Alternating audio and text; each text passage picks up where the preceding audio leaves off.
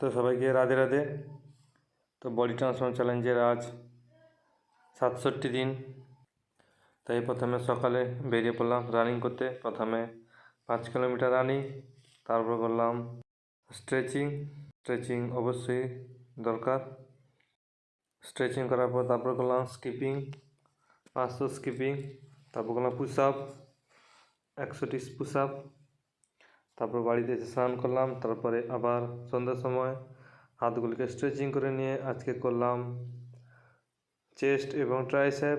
তাই চেস্টের জন্য প্রথমে warm up, wide grip push up এবং ডিক্লাইন বেঞ্চ পুশ আপ দিয়ে ওয়ার্ম আপ। তারপর করলাম চেস্ট ফ্লাই, তারপর করলাম চেস্ট ডাম্বেল বেঞ্চ প্রেস।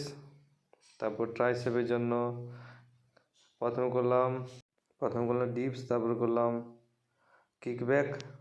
তারপর হাতগুলোকে স্ট্রেচিং করে নিয়ে আজকের মতো ওয়ার্কআউট শেষ করলাম। তো আবার কাল দেখাবে, বাই বাই। আর যারা এখনও ফলো করেননি অবশ্যই করে নেবেন।